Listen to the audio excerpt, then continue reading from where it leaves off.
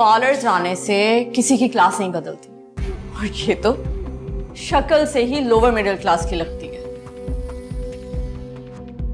Dad की दौलत पे कब्जा करने का प्लान जो ये बना कर आई है ना, इसको कामयाब नहीं होने दूंगा मैं। क्या समझती है कि अपनी झूठी मोहब्बत दिखा के उनके रिश्तों को पीछे कर देगी? गलत फहमी है इसकी। औलाद माँ बाप की होती है और माँ बाप औलाद के। लालची औरत के हाथ कुछ नहीं आएगा। And listen very carefully. ये जो ख्वाब तुम देख कर आई हो, हम कभी पूरे नहीं होने देंगे। तो बेहतर यही है कि यहाँ से चली जाओ, नहीं तो हम खुद तुम्हें निकाल देंगे। And I hope you got it. आप लोगों ने जो कहना था कह दिया, मगर इसका फैसला आप लोग नहीं, आप दोनों के वालिद साहब करेंगे।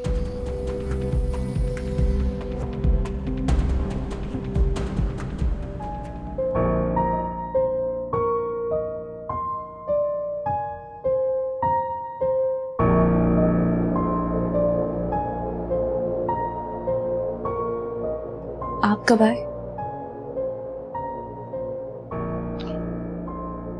मैं अभी थोड़ी देर पहले। मैं कैसी लग रही हूँ?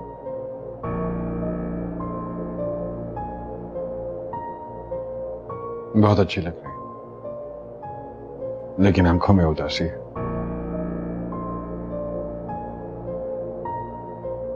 नहीं, ऐसा कुछ भी नहीं।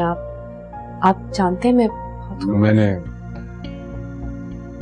निम्रा और ज़ोहेब की सारी बातें सुनी।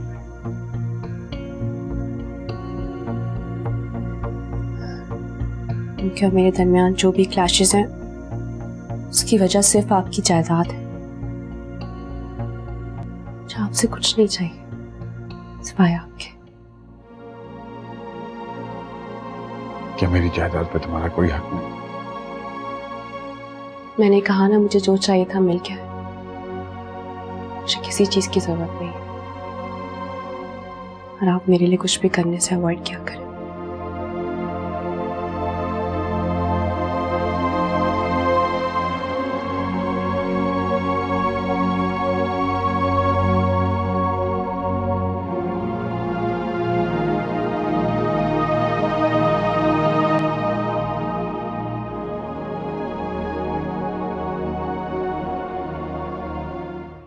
Okay, great. तो उन्होंने वो सेट अपनी बीवी को दे दिया। जिस लड़की ने आज तक जिंदगी में गोल्ड नहीं देखा, वो डायमंड पहनेगी। क्या बात है। क्या किया जा सकता है यार, वो ये बात सुनने के लिए तैयार ही नहीं है डैड। मेरा गुस्से से दिमाग फट रहा है। अच्छा प्लीज तुम रिलैक्स करो, सब करना ठीक नहीं है। हाँ? तुम कुछ ना करना। मरियम, मैं क्या करूं? जाके उनको बोलो कि उन चीजों पे सिर्फ मेरा हक है। मैं निम्रा गए थे, किसी की बात नहीं सुन रहे। क्या इस घर में मैं रह सकती हूँ क्या? वो अगर हम दोनों रहे ना, तो मैं पागल हो जाऊंगी। No, I am serious now.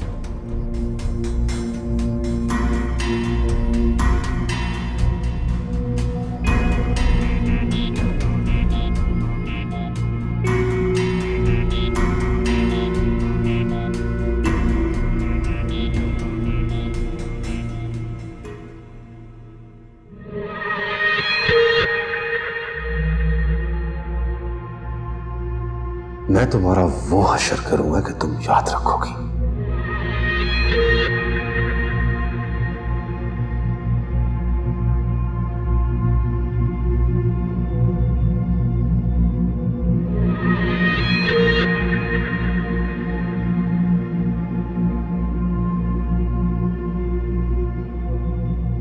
कोई फोन ही नहीं उठा रहा। उसका नंबर भी मेरे पास नहीं है, डैडी का नंबर भी नहीं है। किसके नंबर पे कॉल करूं? तुमने मेरी नताशा को मुझसे बदगुमान करने की कोशिश की है, इस बदगुमानी का जहर अगर मैंने तुम्हारी जिंदगी में ना खोला तो मेरा नाम भी साकिब नहीं।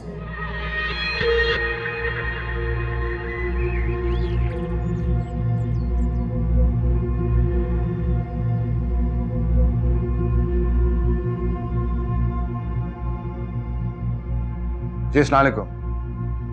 आप मिसेस जादिल बात कर रही हैं? जी, आप कौन बात कर रहे हैं? साकिब बात कर। जी, कहिए। तुमने नताशा के दिल में मेरे लिए जो बदगुमानी पैदा की है ना, उसका अंजाम बहुत बुरा होगा। मैंने जो कुछ किया ना सिर्फ आयमा के लिए किया है बस। झूठ बोल रही हो तुमने ये आदिल साहब की नजरों में अच्छा बनने के लिए किया। मुझे उसकी ज़रूरत नहीं है क्योंकि उनकी नज़रों में मैं पहले ही बहुत अच्छी हूँ। और मुझे लगता है कि इधर उधर की बातें सोचने की बजाय अपनी बेटी पे कॉन्सेंट्रेट करें तो ज़्यादा। हेलो एक्सक्यूज मी, यहीं रुक जाए।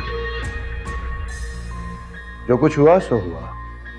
आइंदा से अगर मेरे पर्सनल अफेयर्स में इंटरफेयर करने की कोशिश की, मुझसे बुरा कोई नहीं होगा।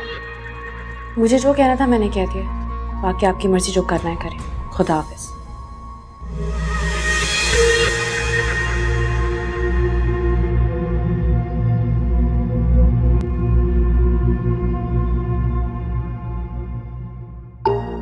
नताशा देखो, मेरी बात समझने की कोशिश तो करो यार।